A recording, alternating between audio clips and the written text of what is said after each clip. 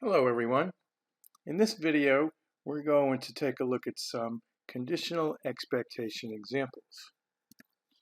The quick overview is we'll look at first example. That's what I would call an easy conditional expectation example. Then 2 and 3, we'll take a look at, it's called a medium level conditional expectation dice examples. And the last one is somewhat more advanced example. It's a little bit more challenging, but it's not too bad. Okay, so example 1. Suppose that on a random Sunday, your roommate wakes up at some time uniformly distributed between 12 noon and 3 p.m. Now, suppose that you awake at 2 p.m. and your roommate is not yet awake. Question is, what is her expected time for him to wake up? Well, the roommate must still wake up sometime between 2 and 3. Remember, there was originally, we know that they wake up between noon and 3, but they're not awake at 2. They wake up sometime between 2 and 3.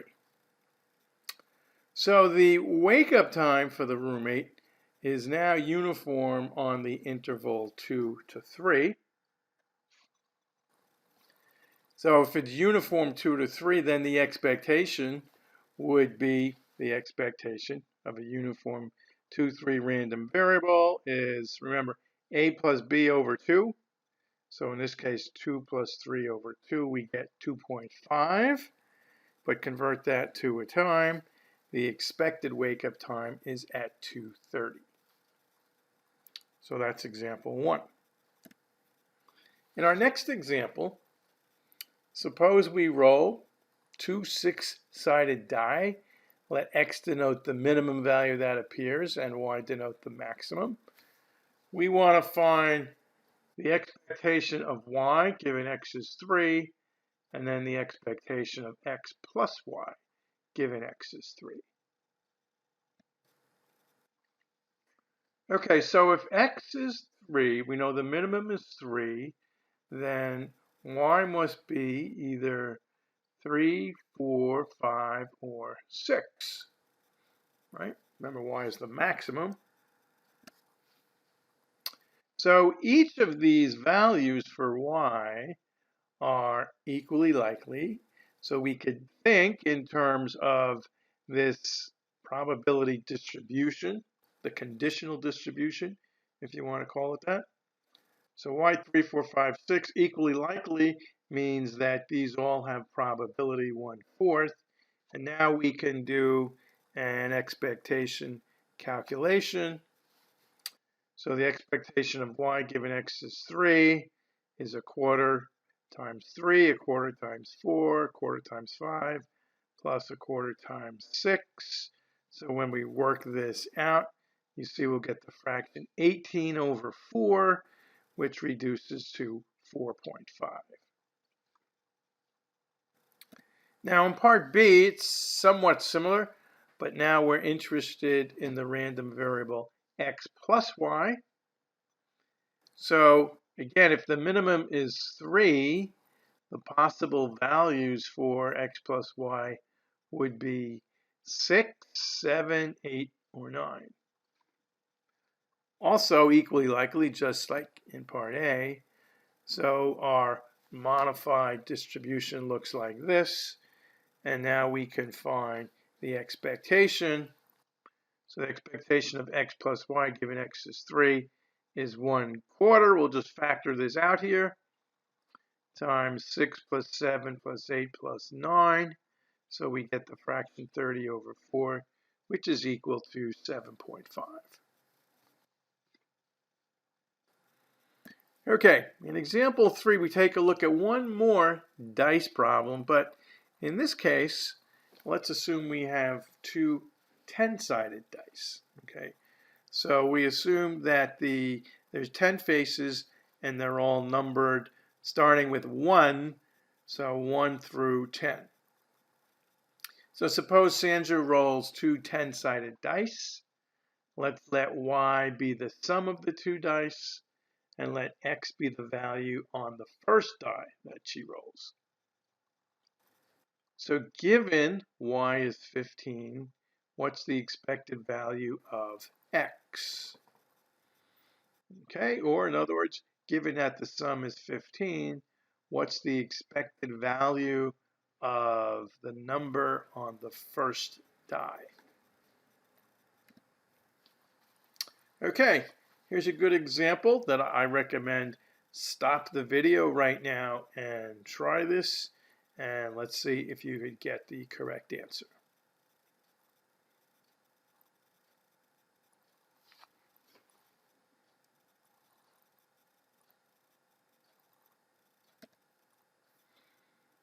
Okay, so here we'll work out the solution.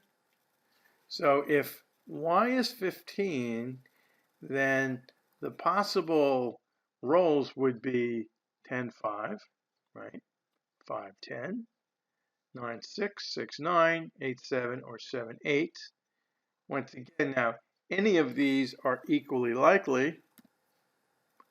So we get our conditional distribution looks something like this. The probability, the first roll is a 5. So that would correspond to this pair here. First roll is a 5, the sum is 10. So that would have probability 1, 6. Probability first roll is a 6, 1, 6. First roll could be 7. The first roll could be an 8. First row could be a 9. And the first row could be a 10. So here's our probability distribution we could work off.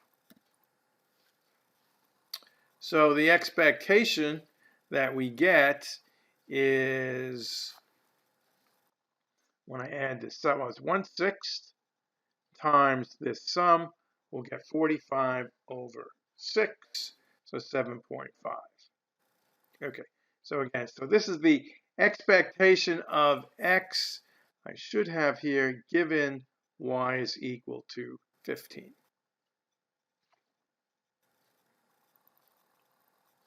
So again, final answer is 7.5. Here's an interesting problem, more geometric. Suppose a point is chosen uniformly inside a circle of radius 2 centered at the origin. So we could imagine something like this. Here's our circle centered about the origin. If we're given that the point lands exactly on the x-axis, find the expected distance to the origin. And I'm going to add condition on where the point lands with respect to the origin.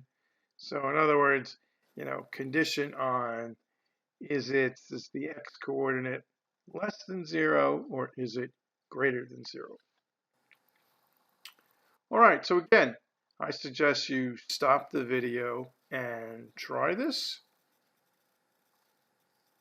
Okay, we want the expected distance to the origin.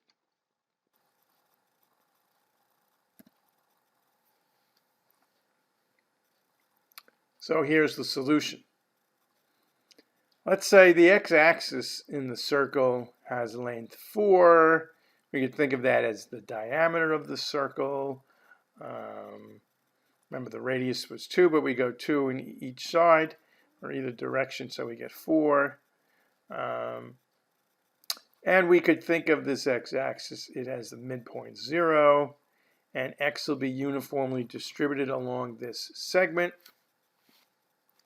Let's let d be the distance from the origin. Now remember, d would be the absolute value of x, the distance from the origin, and we want to determine the expectation of d. So by conditioning,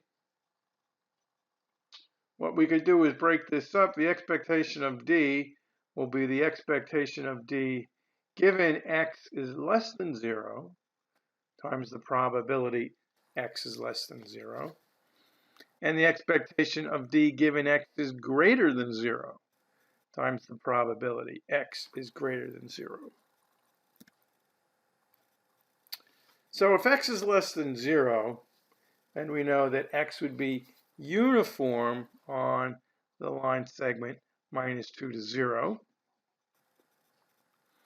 And so the expectation of d, given x is less than 0, would be 1, right? It would be the midpoint of this interval. But since d is a distance, we have to take the absolute value. So we would get a 1. And similarly, if x is greater than 0, x is uniform on the interval 0 to 2. So the expectation of the distance, given x is greater than 0, would also be 1. Right? It's the expectation of this random variable. So we would get 2 minus 0 over 2. We would get 1. Now we could put these pieces together. The expected distance would be 1 times the probability x is less than 0, so that would be a half. Again, plus 1 times a half. So our final answer here is 1. Okay, so this completes the video. I hope you enjoyed it.